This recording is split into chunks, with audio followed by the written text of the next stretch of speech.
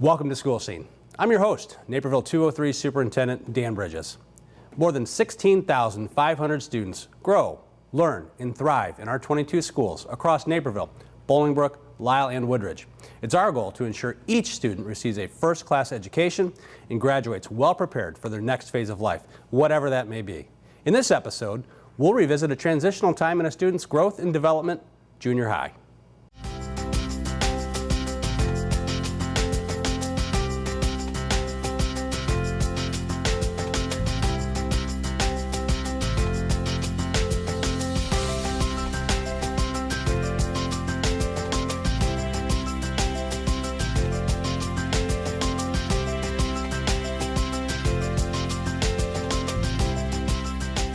Many of us still remember the questionable fashion, metal braces, and first crushes. There's a group of strong-willed adults that still experience this every day. Secondhand, that is. We have Brian Valek, principal of Kennedy Junior High, and Megan Ptak, principal of Jefferson Junior High, here to talk about the junior high years. Guys, what are junior high school kids most excited about when they transition from elementary to junior high school? I can say, talking to the sixth graders as they come in, they're excited about having lockers, and they're definitely excited about going to class and meeting new friends. That's what they're excited about for sure. Yeah, I think for them it's a sense of freedom. They're no longer being part of that class moving from location to location, but that ability to kind of move a bit on their own and experience things in a new way. Right. So there's always a level of excitement and things that the kids are looking forward to. What do you typically see as some of the things they're most afraid of? I would say some of the same things that they're excited about. Lockers, they're a little bit nervous about, can I open them? Can I get to class on time in the short amount of time?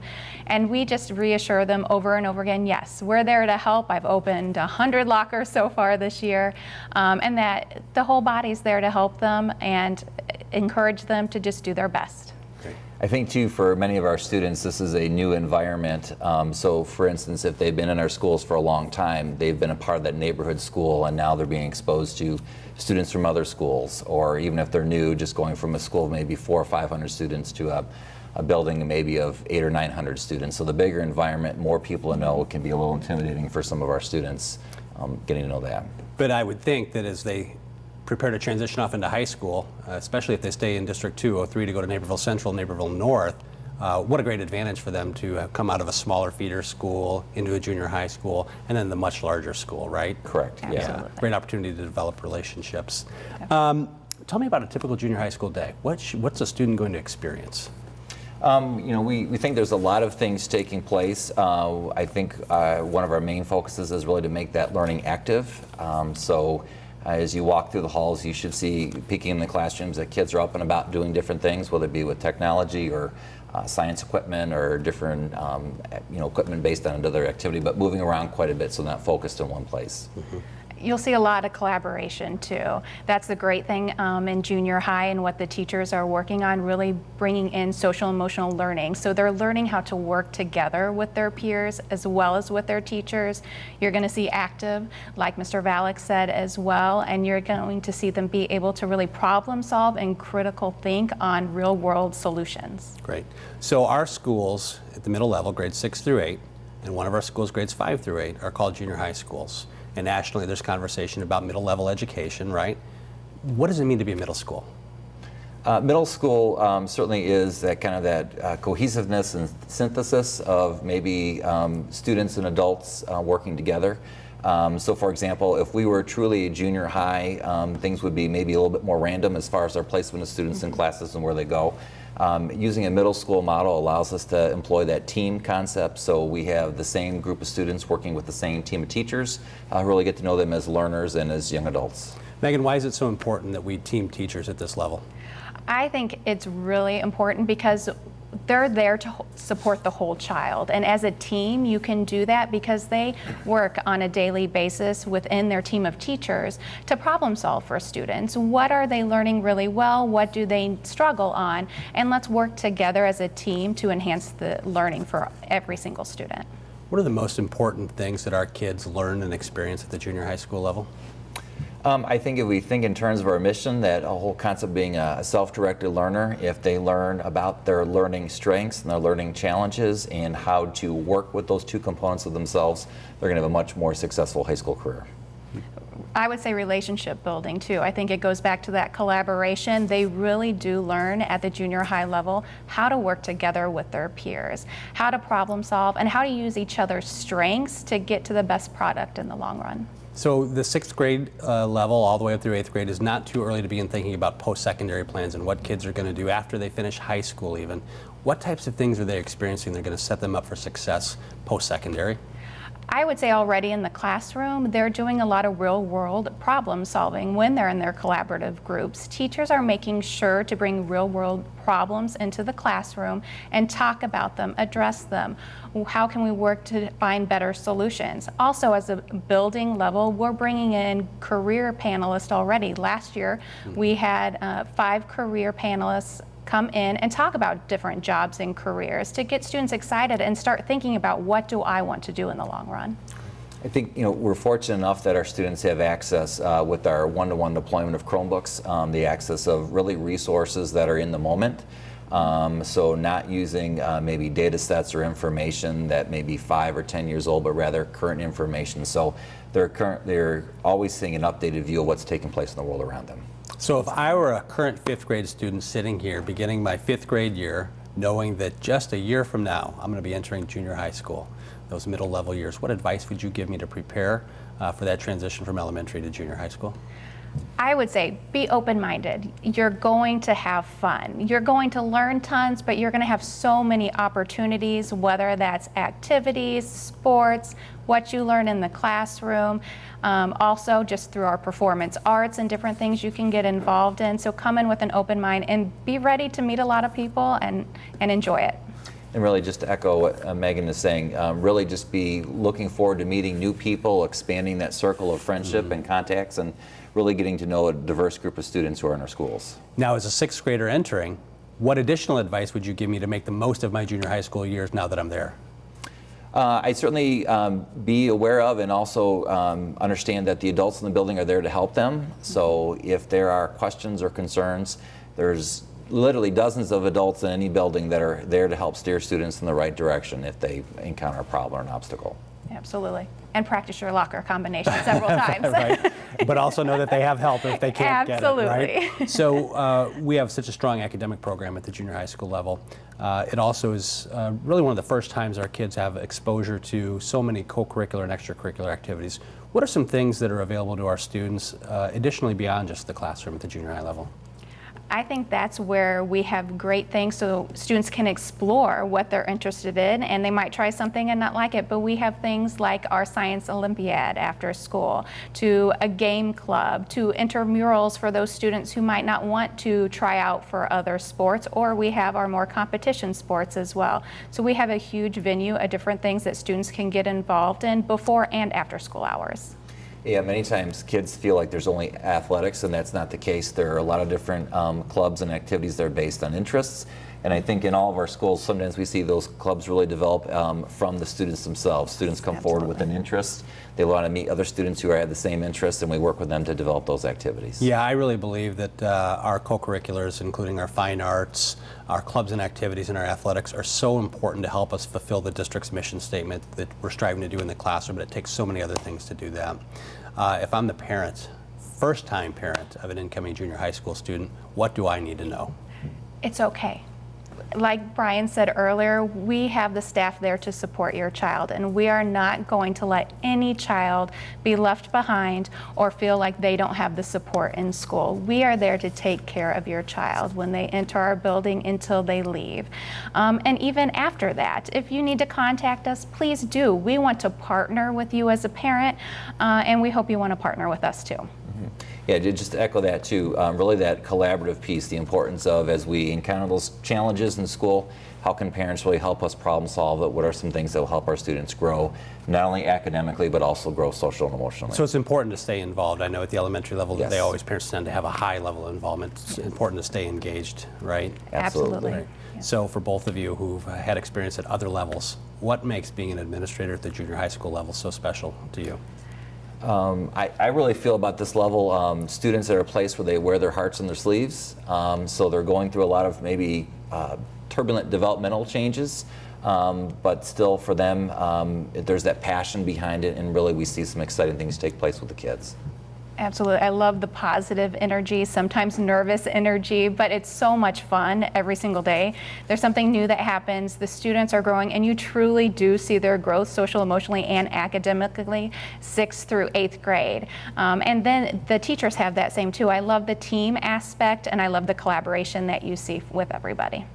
We spent a lot of time talking about that transition from elementary into junior high school. Tell me a little bit about what happens in that 8th grade year to prepare our students to move off to high school. Sure. Actually, beginning in December, we'll already start meeting our staffs from the high school who will come down and talk to our kids just in general about what that process will look like, what opportunities are available to them, and then that transitions into some specific activities in January. We also have some high school students that came over to our school last year that we started that helped transition some of our students for the next year. And some of our students even went over to the high school tour in the springtime to explore and get a feel of the building for Naperville North. Great. And so when we think about the academic preparation, what are the things that the students are taking academically in 8th grade that set them up for that success moving into the high school level?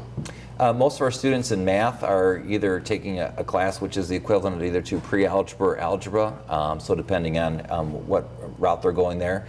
But in addition to that, they're doing a lot of work in their language arts class, a lot of work with the readers workshop, writers workshop, to make certain that they're really enhancing their literacy skills. And other side of things too, we have students who have taken a few years of world language if they have chosen to, or some of our performance arts as well, or project lead the way. So they're already getting a taste of maybe some of those electives they would want to sign up for when they're going to the high school level as well. The ages of students at the junior high school level kind of come at a difficult time in a child's life. Sometimes they're growing and maturing.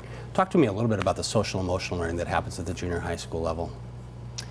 I think it's a combination of both formal and informal activities. This is the first year our district will be rolling out a specific curriculum that we're going to embed with our regular subjects. But also, I think, like we mentioned earlier, having the team environment, that there's times where the group of teachers will recognize here are some maybe behaviors or things we want to address we see as a group, and this is how we can do that as an entire group of maybe 130, 140 students, rather than thinking in terms of one student or things like that. Yes, and they're embedding it in their curriculum now and teaching it more explicitly to the students. So when they're talking about collaboration or when they're talking about persistence in work, they're teaching that firsthand to their classes, so students are able to really think about their role in their social emotional learning as well. Amazing. The junior high year, so many things that are going on. So thanks to both Megan and Brian. And when we return, school counselors will discuss a few of the challenges and opportunities junior high students face every day.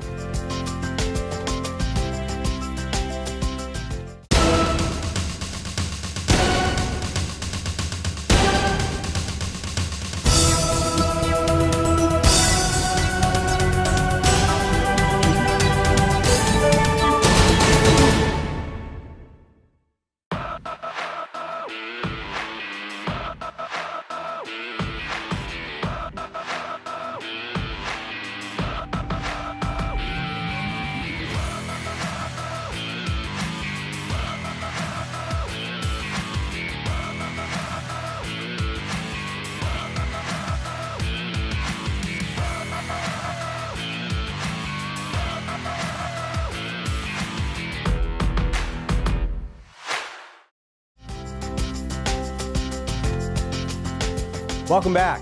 I'm joined by Kennedy Junior High School Counselor Rochelle Northrup and Jefferson Junior High Counselor Ebony Baker. Can you begin by just giving us a sense of what is the role of a counselor in our junior high schools? Well, I'd like to say everything, right. but really it's to meet students where they're at. And so we want to address social emotional needs, but we also need to keep an eye on academics and career development. I think transitionally, whenever a student walks into a building, parents like to know that there's a point of contact. If there's questions about things going on at home, or who do they go to for different aspects of the building. So we tend to be that hub of information for families. Also, students are always wanting that relationship opportunity outside of the classroom, so we get a chance to build that connection with them and with other staff members. So it is a great opportunity to collaborate them, their families, with the whole building. Would it be fair to say, and maybe you can talk a little bit about this, is that in some ways you really are an advocate for the students at the school in their interests? Absolutely. Okay, and what does that look like? How do you advocate for them? guiding them with classes. We advocate when we see that there's a need, and talking to teachers and bridging the gap with parents. So really in a lot of different ways. Right. And I think it's also when they're stuck on a situation, or a parent is stuck and they don't know what avenue, we help advocate for opportunities for them to grow. Because oftentimes a student may be the oldest in their family, so parents aren't familiar with certain supports or resources, so we help them advocate for the needs of their own child. Right, okay. In those junior high school years, the ages of our children in school at that time is a period of tremendous growth in their life, right? In what ways have you seen students grow during their junior high school years? What's so interesting is that they're in junior high for 3 years. So elementary school, they're there longer. In high school, they're there longer. So junior high is the shortest amount of time, but I feel like we see the most amount of growth. Physically, socially, emotionally, intellectually, they come to us as young kids that are worried about transitioning from class to class, opening their lockers, and they're leaving really, I would say, as young adults, where they're starting to see, okay, what's my future going to look like, and where am I headed? And we start talking about classes for high school. And I would say also, so you got the academic piece, you've got the growth piece just physically, right. And then you also have just the social emotional piece. They leave as problem solvers. As communicators, they leave more self-directed. So there's a lot of change, a lot of growth going on in junior high. And I think about just the self-identity piece. Right. You know, when you walk into a junior high, you have friends that you knew from elementary, but then there's other students from other feeder buildings, and it's a chance to build relationships. It's a chance to explore sports for the first time, or clubs for the first time, or music. It's just a lot of opportunities for exploration and growth. I see a lot of curiosity. I think students have a lot of access now with Chromebooks, access with information online, and so they're curious. They're wanting information in a safe place. So we get a chance to help with healthy choices, with decision making, and that big collaboration piece with parents and teachers on kind of what we're seeing big picture. I once heard those early adolescent years as being described as almost kind of like somebody walking on a tight wire or a trapeze, where you want to take risks and try something different, make decisions for yourself, but know that there's that safety net below you. And it sounds like the role that you play is really at the school is part of that safety net, right?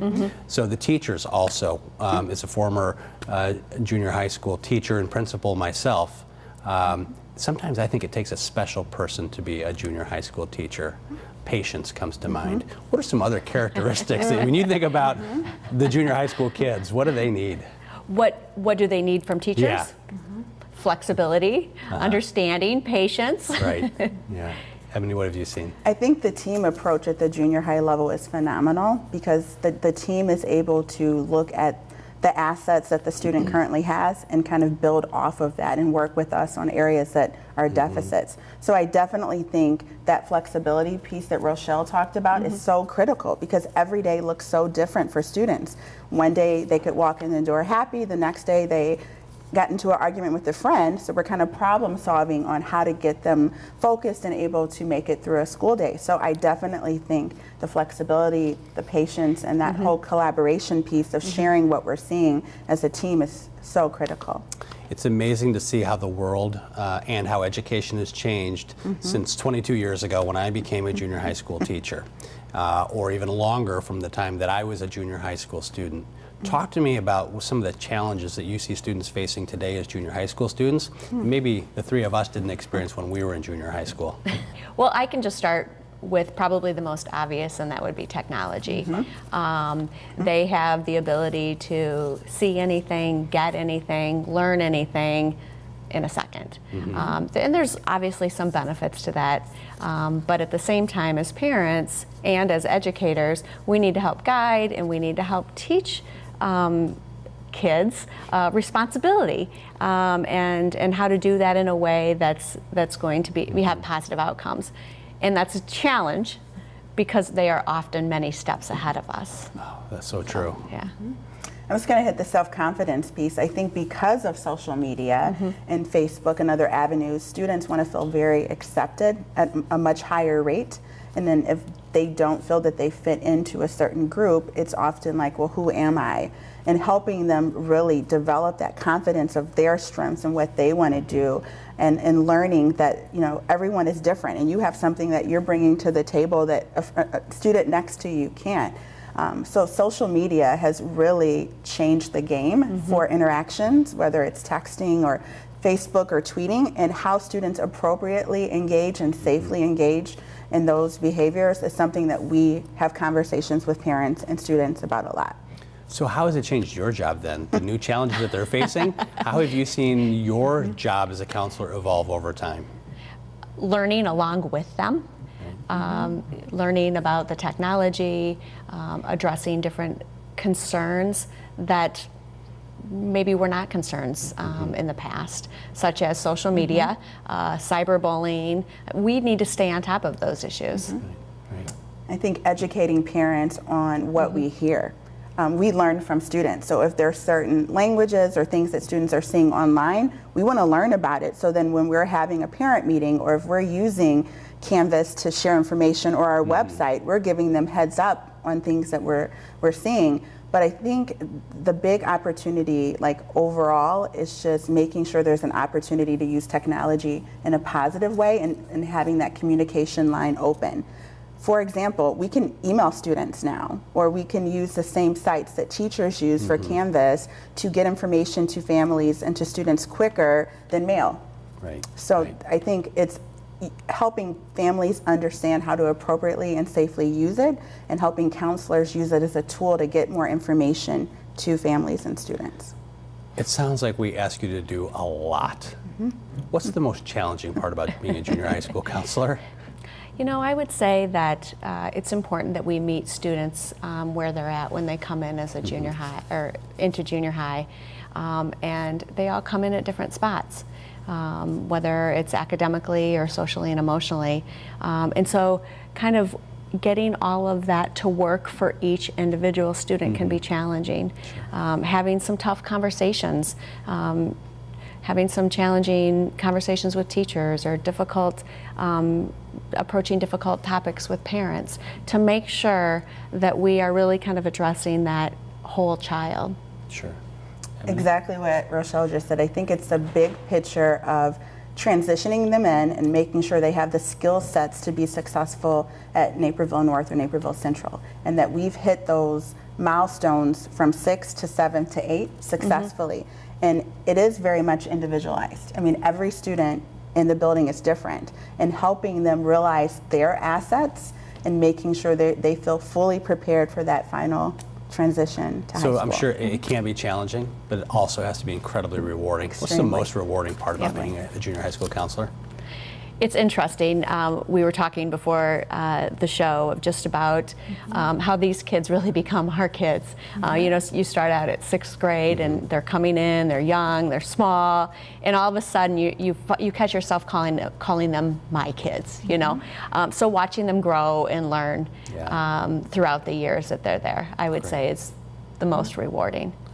The relationship with the whole family. I think we work so much together with our team approach, and then we partner with families, and to see that growth of the student smile or be excited about where they started from where they're at, both academically and personally, is extremely rewarding. To have a parent say, we did this together, we were able to accomplish this goal because of our relationship together, is extremely rewarding. It's fantastic. So earlier I had the opportunity to ask your principals what they felt was the best advice they would give incoming junior high school students. What advice would you have for a 5th grader about to enter into 6th grade or junior high school, or even at Washington, our 4th graders about to enter 5th grade and come to the junior high school? What advice would you give them?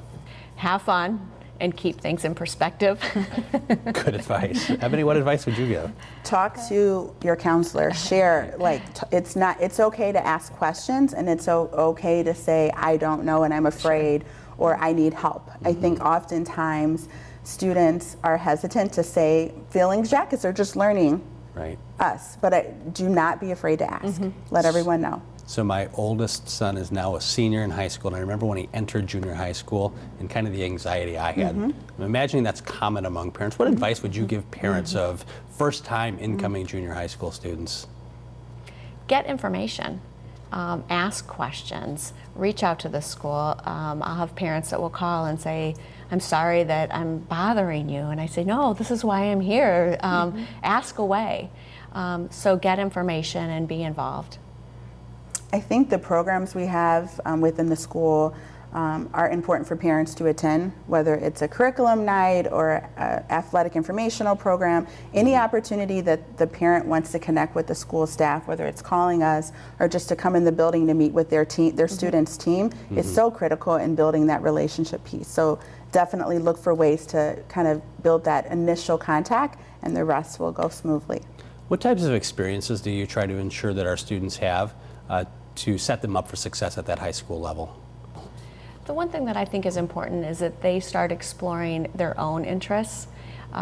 They have the choice of choosing a foreign language, and we have some students that will do that, but then we also have some students that really are still interested in doing maybe the Project Lead the Way or the Family and Consumer Science classes, and I really encourage them to really start identifying what are some of those interests that they have. And if they don't know, just checking things out. That's what's so neat about junior high, is that they have the ability to get involved in clubs or different activities, even if they've never done it before, just to see if it's something that they might have an interest in.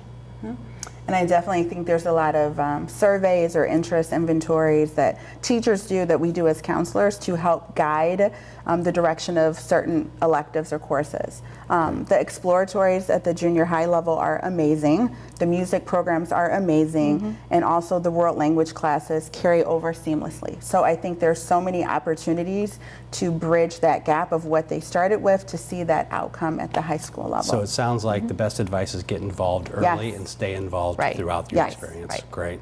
Well, I'd like to thank Ebony and Rochelle. I'd like to thank our guests for joining us on this episode of School Scene and providing a more detailed look at what our students experience throughout their junior high school careers.